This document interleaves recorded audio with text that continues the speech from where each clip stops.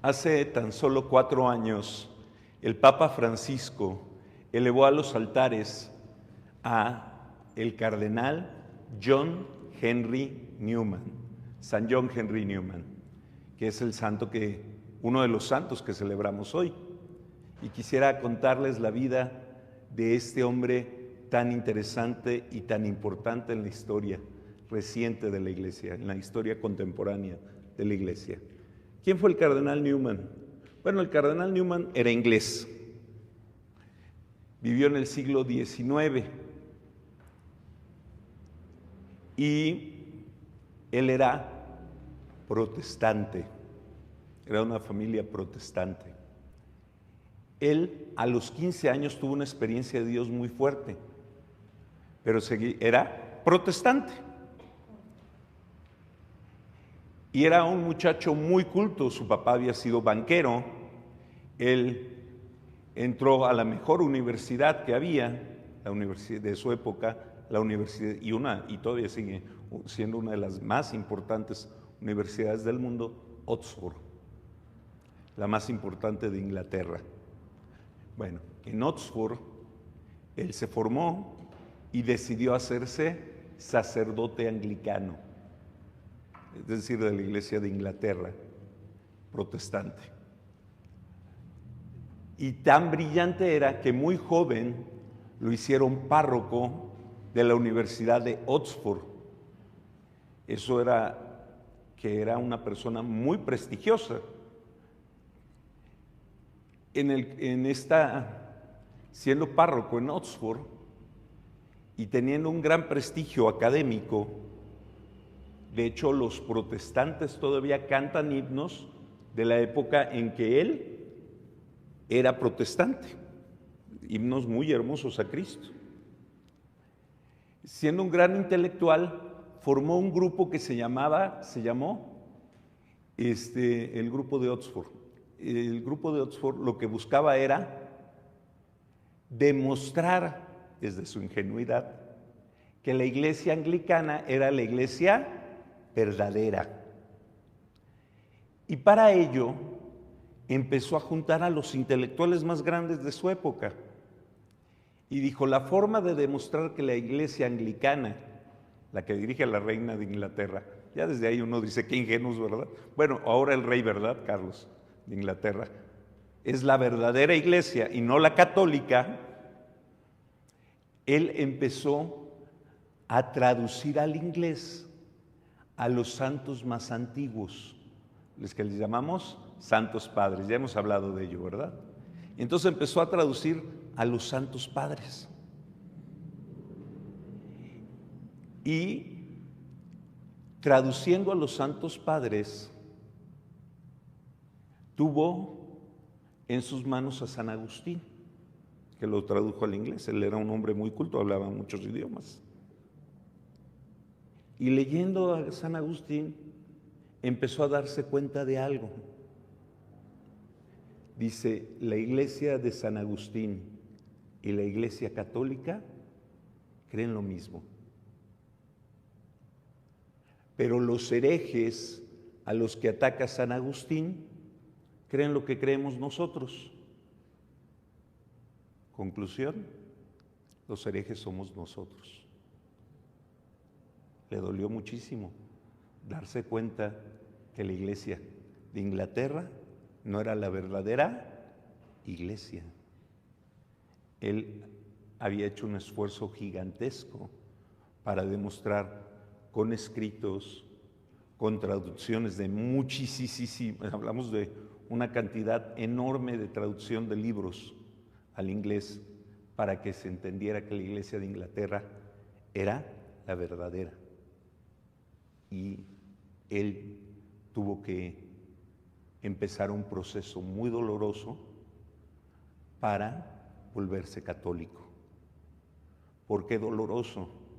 Porque en Inglaterra no había obispos católicos, no había católicos, así de fácil. Y era lo más mal visto volverse católico. Podías volverte de lo que fueras, pero no católico.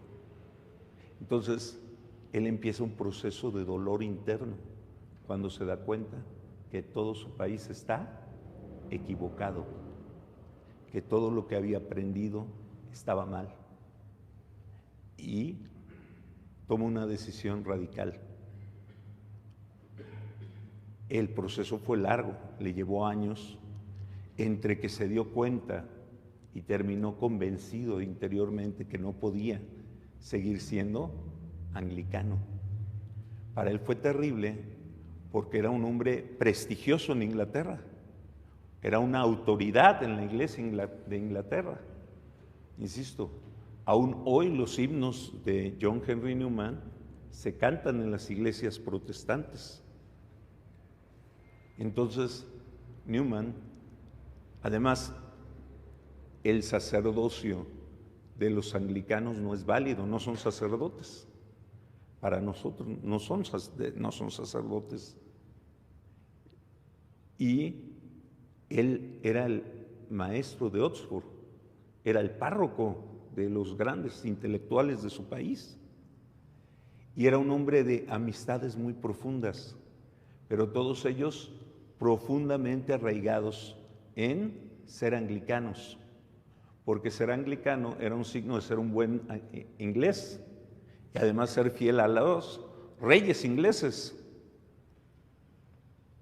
Y él vivía en una universidad anglicana y vivía económicamente de ser el párroco de una prestigiosa parroquia anglicana. Va tomando la decisión, primero empieza a vivir como monje él solo, en oración, hasta que se decide, y en un sermón frente a todos sus amigos los convoca, les dice un sermón que se llama Adiós amigos, donde expone brevemente todo su proceso interior y cómo tiene que renunciar a ser sacerdote anglicano, cómo tiene que renunciar, no va a poder dar clases en la universidad, va a renunciar a ser académico, va a renunciar, sabía que sus amigos no iban a estar con él, renunció a todo, tomó un barco y se fue a Roma. En Roma era un hombre prestigioso, como les digo, hasta el Papa lo recibió. Entró al seminario, volvió a estudiar para ser sacerdote, lo ordenaron sacerdote y el Papa lo regresa a Inglaterra con una misión. Hay que restablecer los obispos, hay que restablecer la jerarquía y la iglesia en Inglaterra y fundar una congregación que ya existía, pero fundarla en Inglaterra, el Oratorio de San Felipe Neri. Todas esas misiones le dio el Papa. Regresa y empieza una labor de continuar hablando de su conversión, explicándola. Tiene un libro muy hermoso que se llama Apología pro vita sua, es decir, la defensa de su propia vida, donde explica este proceso que él vivió. Un libro muy hermoso, grande pero hermoso. Y durante muchos años va a lograr que mucha gente se convierta al catolicismo, sobre todo gente influyente intelectualmente. Podemos decir que fue un reinicio de la iglesia en Inglaterra, un proceso largo. Él fue nombrado cardenal por el Papa y mucha gente intelectual importante llegó al catolicismo por los escritos del cardenal Newman. Algunos inmediatamente, que vivieron un proceso parecido a él. Dejaron la iglesia de Inglaterra, se hicieron sacerdotes, obispos, etc. Y otros después, por sus escritos, grandes intelectuales ingleses se volvieron católicos leyendo a Newman. Muchísimos. Entonces, escritores muy prestigiosos de la historia universal se volvieron Por ejemplo, el autor de Dorian Gray, es una novela muy importante, era un hombre que vivía de todo hasta que leyó a Newman y murió católico, por ejemplo. Nosotros hemos visto que hay una serie de películas que se llama El Señor de los Anillos. El autor era profundamente católico, se formó en las escuelas que fundó Newman en Inglaterra, fundó universidades en Irlanda, fue un hombre que hizo mucho bien. Todo esto fue el germen de algo muy importante, y a finales del siglo XX, la Iglesia de Inglaterra tuvo muchos gérmenes también para regresar a la Iglesia católica.